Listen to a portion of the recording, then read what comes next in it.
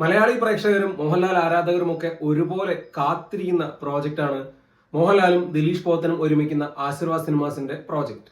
ഈ ഒരു project 2026 അവസാനമായിരിക്കും shooting ആരംഭിക്കുക എന്നാണ് ഇതുവരെ കേട്ടിരുന്നത്.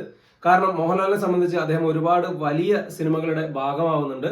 അതിന്റെയൊക്കെ ഷൂട്ടിംഗ് പൂർത്തിയായതിനു ശേഷമായിരിക്കും ഈ ഒരു സിനിമ ആരംഭിക്കുക എന്ന് കേട്ടിരുന്നു. മാത്രവുമല്ല, ആശീർവാദ് സിനിമാസിന്റെ ബാനറിൽ 2 സിനിമകളാണ് റിലീസിന് കാത്തിരിക്കുന്നത്.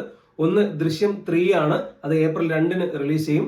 മറ്റൊന്ന് മോഹൻലാലിന്റെ മകൾ വിസ്മയ മോഹൻലാൽ നായികയായി എത്തുന്ന തുടക്കമാണ്, അത് ഓണം റിലീസാണ്. അപ്പൊ ഇതിനൊക്കെ ശേഷം ആയിരിക്കും ആശീർവാദ് സിനിമാസിന്റെ അടുത്ത പ്രോജക്റ്റ് ആയിട്ട് ദിലീഷ് പോത്തൻ സിനിമ ആരംഭിക്കുക എന്നാണ് കേട്ടിരുന്നത്. അത് മാത്രവുമല്ല, മോഹൻലാൽ L367 എന്ന ബിഗ് പ്രോജക്റ്റിന്റെ ഭാഗമായി ചിത്രം അനൗൺസ് ചെയ്യുകയും ചെയ്തിരുന്നു. വിഷ്ണു മോഹൻ സംവിധാനം ചെയ്യുന്ന സിനിമ നിർമ്മിക്കുന്നത് ഗോകുലം ഗോപാലനാണ്. അപ്പൊ ഇത്രയും കമ്മിറ്റ്മെന്റ്സ് ഒക്കെ ഉള്ളത് കൊണ്ട് തന്നെ എല്ലാവരും പ്രതീക്ഷിച്ചത് ഇതിനെല്ലാം ശേഷമായിരിക്കും ലാലേട്ടനും ദിലീഷ് പോത്തനും ഒരുമിക്കുന്ന സിനിമ ആരംഭിക്കുക എന്നുള്ളതാണ്.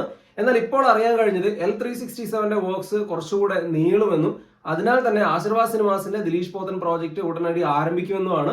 എന്തായാലും മോഹൻലാൽ ആരാധകരെ സംബന്ധിച്ചും മലയാള സിനിമാ പ്രേക്ഷകരെ സംബന്ധിച്ചുമൊക്കെ വലിയ പ്രതീക്ഷയാണ് ഈ ഒരു സിനിമ. കാരണം ദിലീഷ് പോത്തൻ നൽകിയ 3 സിനിമകൾ മലയാളത്തിലെ തന്നെ ബെഞ്ച് മാർക്കുകളാണ്.